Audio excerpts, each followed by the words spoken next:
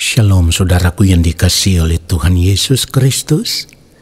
Mari kita sungguh-sungguh siapkan hati untuk masuk dalam doa syukur hari ini. Allah Bapa yang Maha Kudus, saat ini kami datang kembali menghadap Bapa. Kami mau membawa korban syukur kami di dalam pujian penyembahan kepada Bapa di surga. Kuduskanlah kami ya Allah. Layakkan kami di hadapan-Mu ya Bapa, agar penyembahan kami boleh sampai di takhta-Mu yang maha tinggi. Haleluya, kami mau menyembah. Mari katakan Bapa yang Maha Kudus. Bapa yang Maha Kudus, ini hamba-Mu, ini hamba-Mu. Mari katakan bersujud, bersujud, menyembah, menyembah di hadirat-Mu.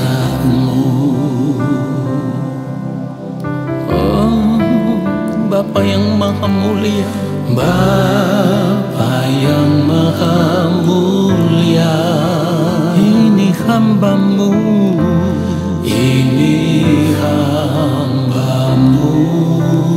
Katakan layakkan, layakkan hidupku, hidupku menyembah Bapa.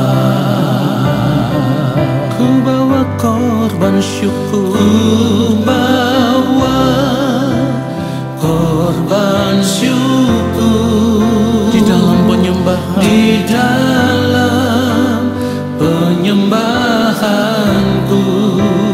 Kiranya kan menjadi, katakan penyembahan, penyembahan yang menyenangkan-Mu. Yes Lord, kami mau menyenangkan Bapa.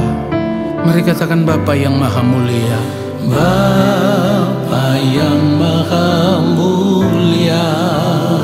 Oh, ini hamba-Mu, ini hamba-Mu. Katakan kepada Bapa, layakkan, layakkan hidupku menyembah Bapa. Ku bawa korban syukur, ku bawa korban syukur. Haleluya, di dalam penyembahanku. Kiranya kan menjadi penyembahan yang menyenangkan-Mu. Ku bawa korban syukur, korban syukur. Yes Lord, di dalam penyembahanku. Kiranya kan menjadi penyembahan yang menyenangkan-Mu. Mari katakan sungguh-sungguh ku bawa korban syukur, ku bawa korban syukur, korban syukur di dalam penyembahanku. Kiranya kan menjadi penyembahan yang menyenangkan-Mu. Penyembahan yang menyenangkan. Katakan penyembahan yang menyenangkan-Mu. Inilah korban syukur kami ya Allah. Kiranya itu boleh menyukakan dan menyenangkan hati-Mu. Haleluya.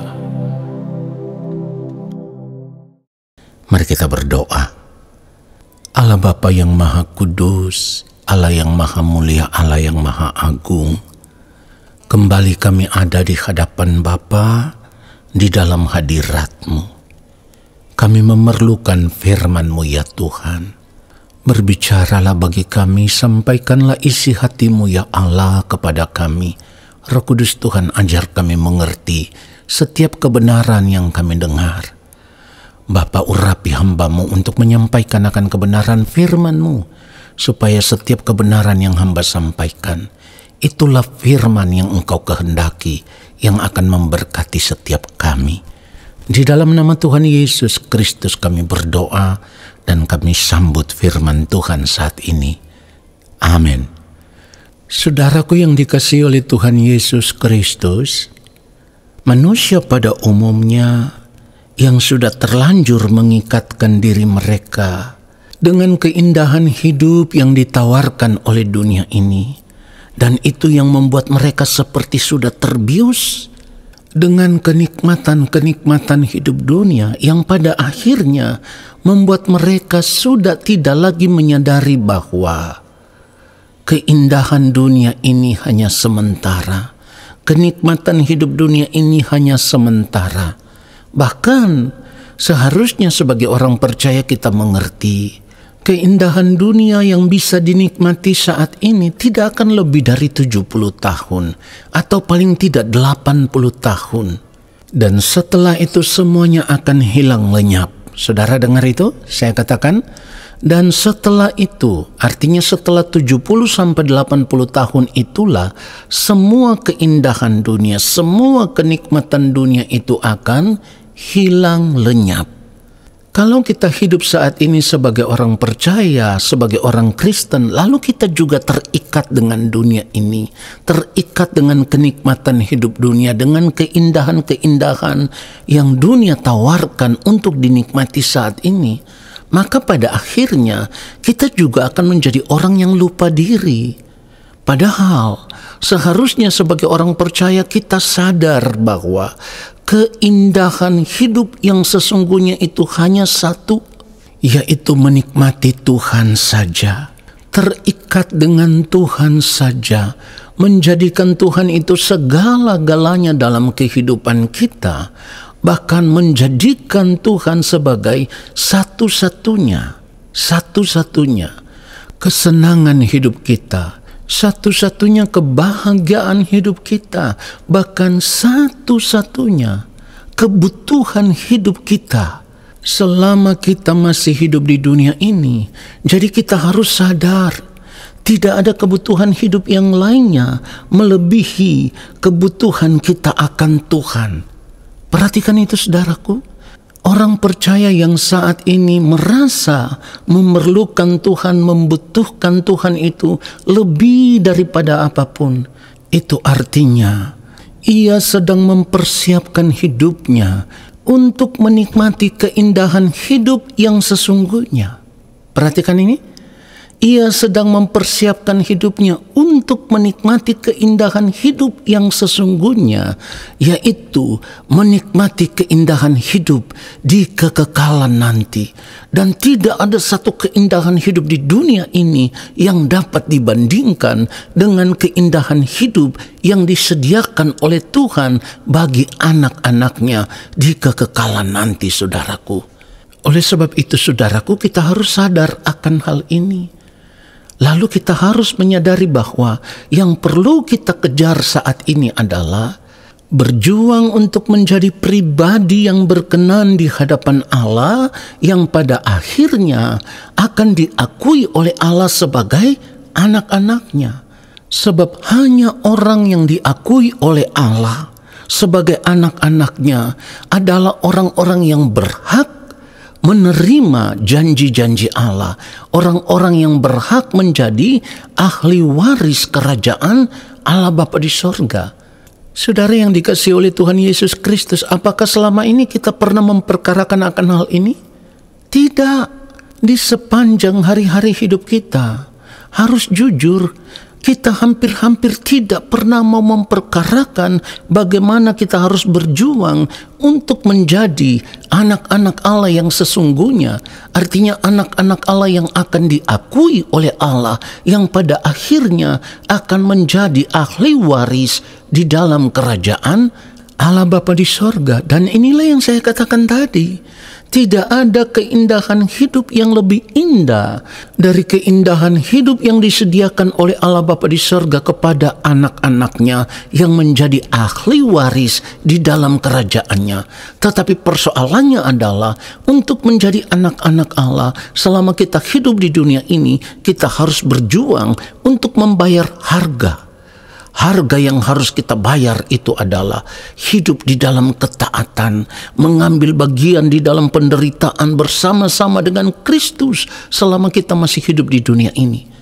Mari perhatikan apa yang dikatakan firman Tuhan di dalam Roma 8 ayat 17. Dan jika kita adalah anak, saya ulang sekali lagi, dan jika kita adalah anak, maka kita juga adalah ahli waris.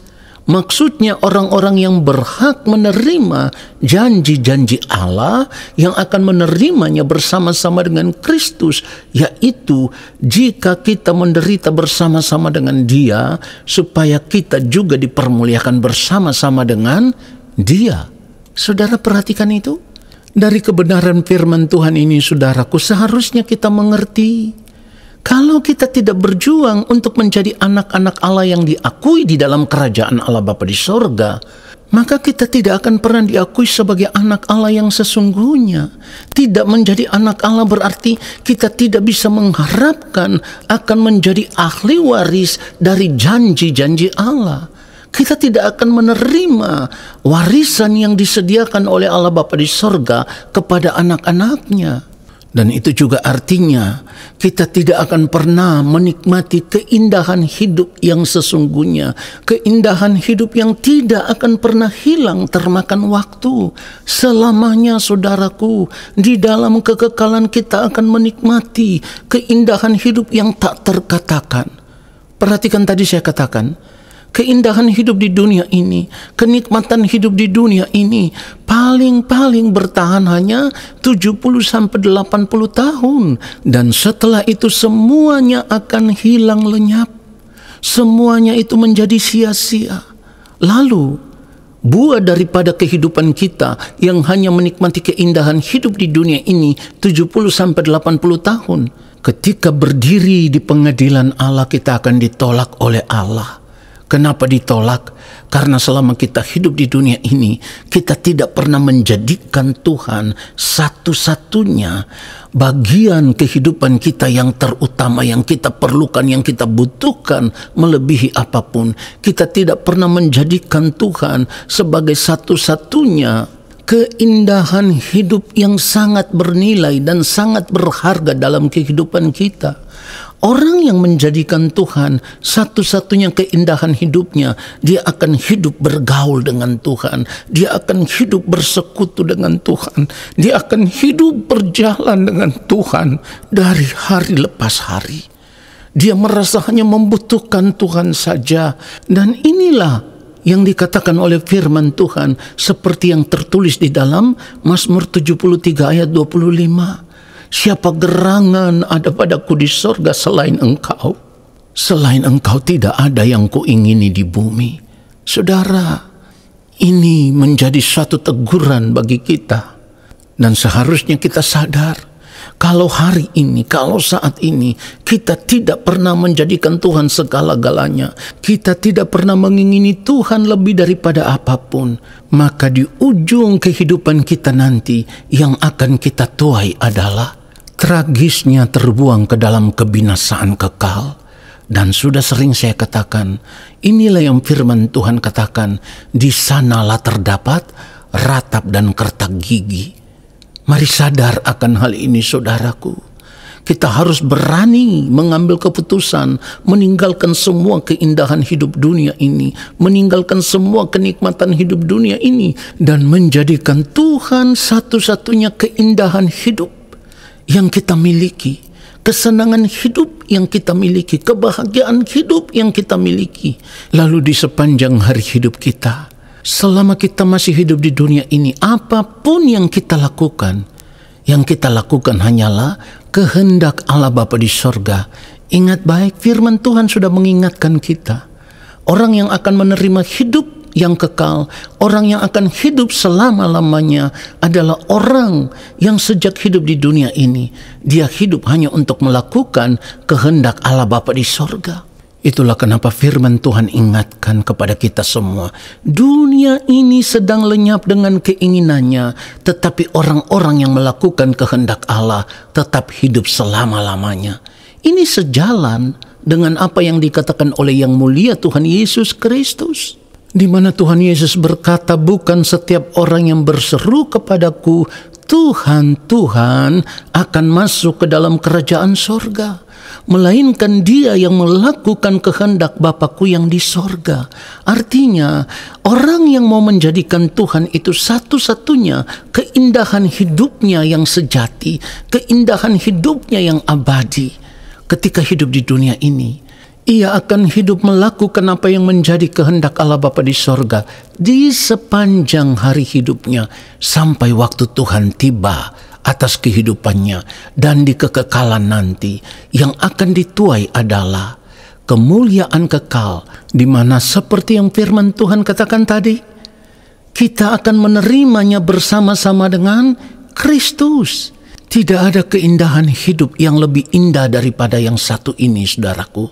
Oleh karenanya saya harus katakan, tinggalkan dunia ini dengan segala keindahannya, dengan segala kenikmatannya, dan jadikan Tuhan satu-satunya keindahan hidup kita sampai di kekekalan nanti, supaya kita bisa menikmati keindahan hidup yang sesungguhnya bersama dengan Kristus. Tuhan Yesus memberkati kita semua. Amin. Mari kita berdoa.